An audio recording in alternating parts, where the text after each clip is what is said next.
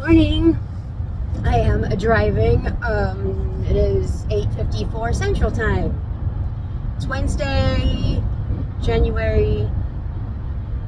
I don't know what day it is today. What's today? No date. Where's the date? I don't know. I think it's the 20th. Oh. No, it's like 18? Whatever. Somewhere in the teens. I think it's 18 today. 26. So I'm going to see my dad. We're gonna have breakfast. Since my last video, which was the post video for my mom's death anniversary, I've actually been doing really good. I feel like the anniversary was a cathartic event that helped me to to finalize the first year, kind of put a completion to it, and I've been feeling like that. I've been thinking about legacy, and what I said we were going to start working on this year was legacy. And I've been reading about it, and essentially what it is how we want to be remembered. And the negative is remembered a lot faster, a lot easier than the positive. That's just our brain, unfortunately. We need to reprogram it and really work on it if we're trying to remember the positive intentionally instead of the negative. We also need to work on a lot of grace in those situations if we're going to consider them to be positive instead of negative. So it's a lot of work. It is it's good work, meaning that how we are remembered is part of the legacy. So how we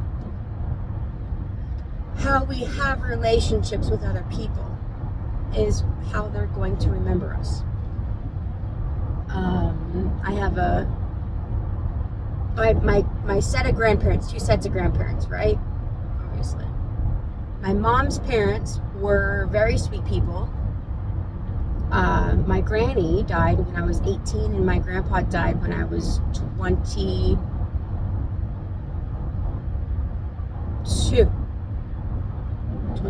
He didn't make it to my wedding. He died in November, and then we got married in June. Even though when he died, we didn't have a wedding date yet. Finalized, truly finalized.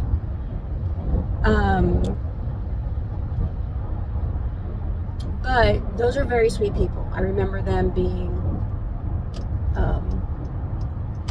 always happy and cheerful and sweet and nice. My dad's side, I didn't know my grandpa very well. He died when I was 12, so I was just a little kid. But my grandma, I definitely had a relationship with her. She died when I was 26. And she was mean as hell. So I don't have any fond memories of her. Not really. It matters. How we treat people matters.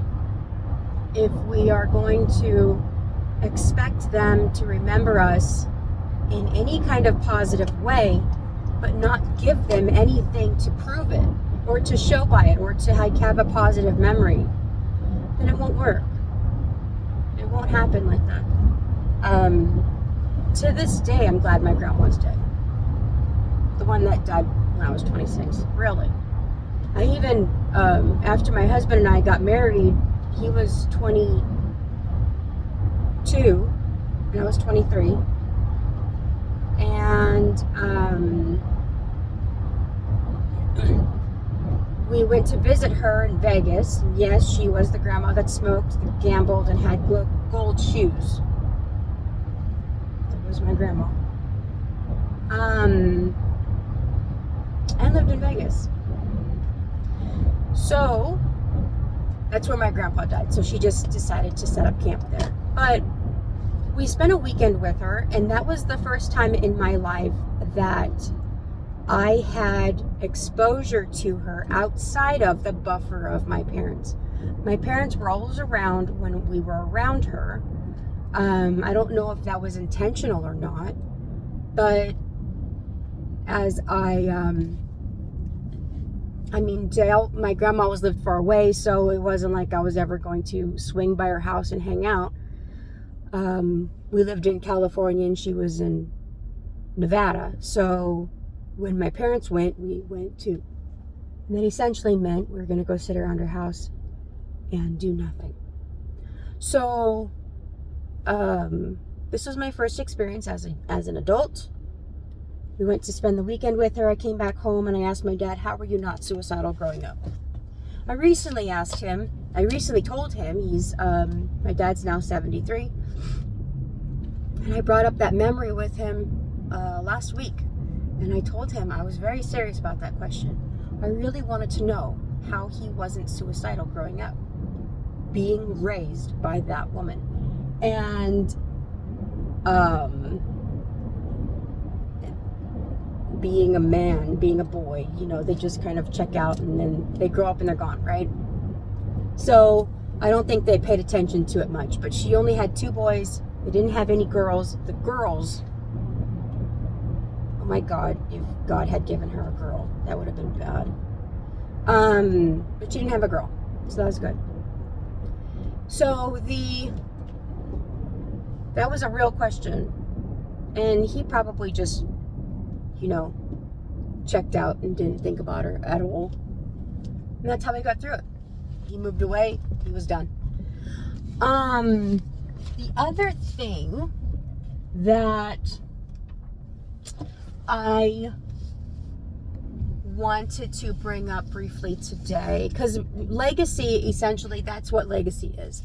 How will people remember you? How will they, when they look back at your life, what will come to mind? Was it complaining and essentially being a cantankerous bitch? Was it helpful? Was it sweet? So improving our relationship with other people is very important in building our legacy and having at least something that they can grab onto, that we want them to grab onto when our check is cashed.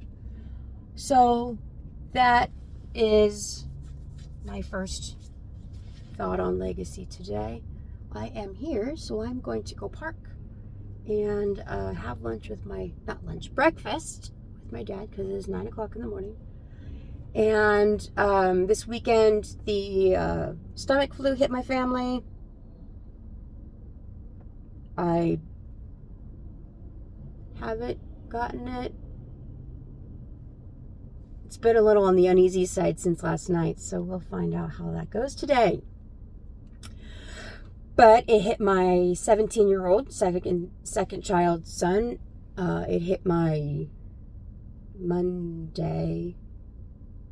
Today's Wednesday. Monday it hit our 9-year-old. And I've been not feeling entirely 100% since last night. So we'll see what happens. It's a virus. You essentially just get rid of everything in your belly, and then it's gone in 24 hours. So, okay. Thank you for watching. I appreciate your time today. We will continue to work on legacy. And if you have anything that you'd like to work on with legacy, you can always drop a question or a comment. A concern too. You can drop a concern also.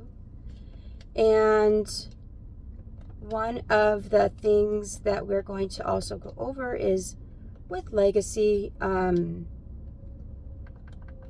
like how we can help, what we can do to improve the lives of other people that we have left.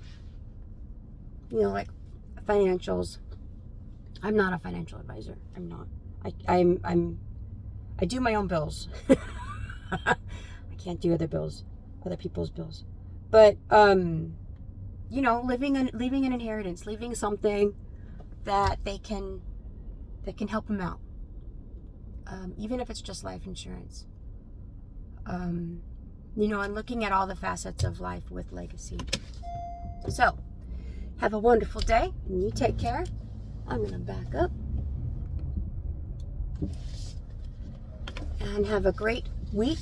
Don't get sick. If you get sick, trust your stomach. It knows better than we do. And just get rid of it. Okay, bye.